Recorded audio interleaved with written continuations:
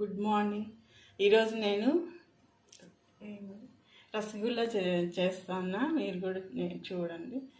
1/2 litre పాలు తీసుకున్నా. అది పొంగేటప్పుడు వెనిగర్ 1 స్పూన్ వెనిగర్ వేసి పాలు విరగొట్టుకోవాలి. నేను ఆల్రెడీ పాలు విరగొట్టి వడగట్టి పెట్టిన. పాలు విరిగినాక ఆ నీళ్ళు వంచేసి ఫిల్టర్ చేసేసి దాన్ని గట్టిగా ప్రెస్ చేస్తే ఇట్లా వస్తుంది. దీనిలోకి 1 స్పూన్ మైదా వేయాలి. దీనిలోకి 1 స్పూన్ మైదా వేసి మొత్తం కలిపేయాలి. బాగా మొత్తం కలిసిపోయేలాగా మైదా కలిపేసి రౌండ్స్ చేసుకోవాలి.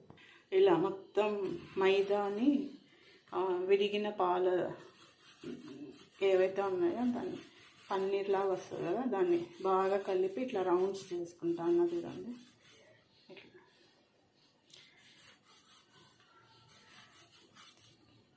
ఇప్పుడు పాకం కోసం బాండిల్లో 1 గ్లాస్ కొద్దిగా ఉంది కాబట్టి నాకు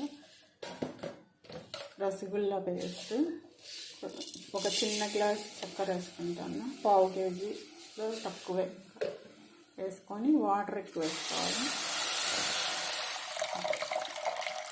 జీరా కోసం వేసుకొని ఇది ఉడికించాలి. దీనిలో మరిగేటప్పుడు 1 ఇలాచీ కూడా వేసేసుకొని ఇట్లా స్ప్రెడ్ చేసుకోవాలి చేస్తాడు. దీన్ని రోల్ లాగా వీటిని సింపుల్గా ఇట్లా చాక్తో ఇట్లా కట్ చేసేసుకోవాలి. ఈక్వల్ సైజులో ఇట్లా కట్ చేసుకోవాలి. నాకు 1/2 లీటర్ పాలకి ఇంత వచ్చింది. రౌండ్స్ చేసుకుంటే కొన్ని ఎక్కువ అవుతాయి. ఇట్లా పెద్దగా నేను ఇట్లా చేసుకుంటాను. వీటిని షేప్ చేసేసేది. ఇవి దానిలో వేసి ఉడికించాలి. అక్కడ మరుగుతాను కదా, దీన్ని సిమ్లో పెట్టేసి స్టవ్ ఇవి చేసుకున్న బాల్స్ రసగుల్లా బాల్స్ వేసేసి ఉడికించాల. కొంచెం అవి ఉబ్బే వరకు ఇట్లా వేస్తే ఉబ్బుతాయి కదా, ఉబ్బే వరకు ఉడికించాలి. కొన్ని రౌండ్స్ చేసుకున్నా, కొన్ని పొడవుగా వేసుకున్నా. దీంట్లో ఉడికేటప్పుడు ఉబ్బినట్లు అనిపించినాయి కదా, ఇది చేసిన దానికన్నా కొంచెం లావు అయినాయి కదా. ఇప్పుడు మనం స్టవ్ ఆఫ్ చేసేసుకొని చల్లార్చుకుంటే, చల్లారినాక ఆ పాకం అంతా బాగా అబ్జర్వ్ చేసినాక ఇంకా లావు అవుతాయి. రసగుల్లా రెడీ.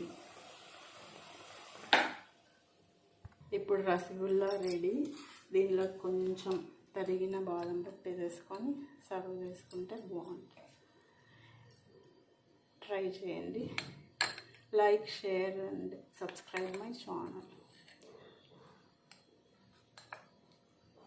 ఇది ఫ్రిడ్జ్లో పెట్టి చల్లగా చేసుకొని తింటే ఇంకా బాగుంటుంది టేస్ట్. బాయ్.